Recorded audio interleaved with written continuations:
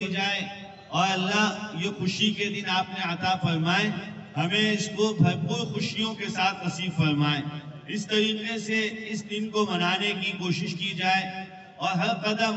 وہی بات کہ چاروں طرف کیچڑ پڑا ہے لیکن ہم عید منانا تھوڑی چھوڑیں گے۔ چاروں طرف پانی ابل رہے ہیں، گٹر ہے، لیکن ہم نے کپڑے بھی نئے پہننے ہیں اور عید بھی منانی ہے تو کیا کرتے ہیں؟ بولا بھائی کیچڑ اپنی جگہ ہے، سنبھل کے کہیں کپڑوں کو سمیٹ لیں گے، کہیں کسی کونے سے نکل جائیں گے، لیکن کپڑے صاف ستھرے رکھنے ہیں کیونکہ عید کا جوڑا ہے، نیا جوڑا ہے۔ یہ ساری چیزیں جب ہم اپنا کپڑوں سے متعلق تو ہمارے ماحول میں بھی گندگی بہت ہے، سڑان بہت ہے، میل کچیل بہت زیادہ ہے، کہیں حرام کی غلاظتیں ہیں، کہیں ناجائز باتیں ہیں، کہیں گانے باجے اور کہیں جو ہے وہ اس سے بھی بڑھ کر بیہودہ محفلیں اور مجلسیں ہیں۔ تو اس سے اپنے دل کو بچا کے،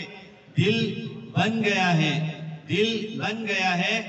بدل گیا ہے، سروس ہو گئی ہے، لہذا بچا کے کہ کہیں دل میلا نہ ہو جائے، کہیں عید کی محفلوں میں بیٹھ کے ہم غیبتوں میں نہ لگ جائیں، چغل خوریوں میں نہ لگ جائیں، کسی کی برائیوں میں نہ لگ جائیں، بلکہ عید کی خوشیاں جب ہم لوگوں سے ملنے بیٹھے اور ملے تو ہر ایک سے دل صاف اور پاک اور محبتوں سے بھرا ہوا ہونا چاہیے۔ اس انداز سے عید منانی ہے اور ساتھ عید کے اس موقع پر جو جناب رسول اللہ صلی اللہ علیہ وسلم کی بھرپور ایک دعوت ہوا کرتی تھی اور لوگوں کو جہاں آپ عید کا احساس دلاتے تھے اور باقاعدہ آپ نے اعلان فرمایا لوگوں ہر قوم کے لیے ایک عید ہوتی ہے اور ہماری یہ عید ہے۔ آپ نے ایسے فخر فرمایا اور قیامت تک آپ کی امت اسی فخر پہ یہ خوشی کے لمحات بنا رہی ہے۔ تو اس موقع پر ساتھ ہی آپ نے یہ بھی فرمایا کہ دیکھو جن کو اللہ نے سعادت دی ہے، جن کو اللہ نے صلاحیت دی ہے، جن کو اللہ نے استطاعت دی ہے، وہ اس موقع پر بھی اپنے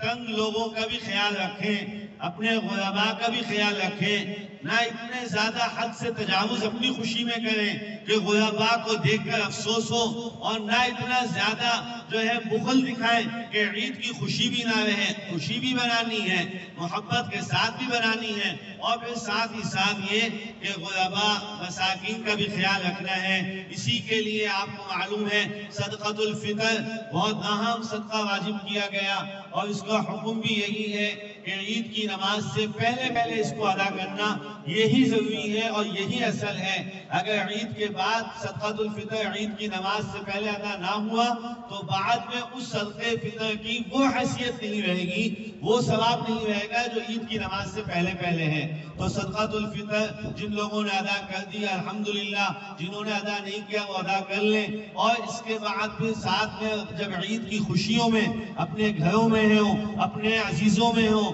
اپنے محبت والے میں ہوں، تو وہاں پہ اس چیز کا خیال رکھنا ہے کہ کسی کا دل نہ ٹوٹے۔ آپ عید کی خوشی کو اس انداز سے بنائیں کہ غریب کا بھی خیال رہے، مسکین کا بھی خیال رہے، اور بلکہ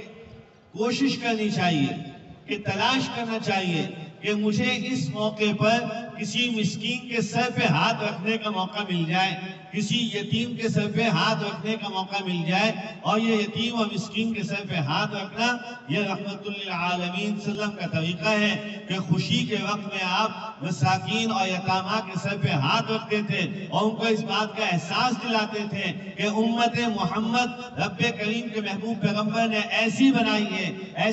ہے کہ قیامت تک کوئی مسکین اور یتیم اپنے آپ کو بے سہارا نہ سمجھے۔ اسی لیے تو حضرت عمر فاروق رضی اللہ تعالیٰ عنہ نے ارشاد فرمایا تھا کہ میرے دور خلافت کے اندر اگر دجلہ کے کنارے کو ایک کتا بھی بھوک سے مرتا ہے تو مجھے فکر ہوتی ہے کہ قیامت کے دن مجھ سے سوال ہوگا کہ بتاؤ کہ تمہارے زمانے میں ایک جانور ایسے کیسے مر گیا۔ تو ہم تو پھر امت محمد اور رسول اللہ کے متبعین اپنے آپ کو بنانے اور منانے کی کوشش میں ہیں۔ تو اس موقع پہ ان چیزوں کا خیال کرنا چاہیے اور ایک دوسرے کے ساتھ کھلے دل کے ساتھ، وسعت کے ساتھ، پرانی ہو کہ نئی، ہر قسم کی دشمنی کو ختم کر کے محبتوں سے ملنا چاہیے۔ اور یہ جو گلے ملنے کا سلسلہ ہے یہ بھی انہی محبتوں کا نام ہے، یہ کوئی عبادت نہیں ہے، یہ کوئی ثواب نہیں ہے، یہ کوئی عید کا لازم حصہ نہیں ہے کہ گلے ملے بغیر عید نہیں ہوگی۔ یہ صرف اور صرف اس کا یہ مطلب ہے کہ گلے ملنے سے کہ بھائی بتاوے کہ ہمارے دلوں میں اب کچھ نہیں ہے، دل پاک اور صاف ہو گئے۔ لیکن ظاہر ہے کہ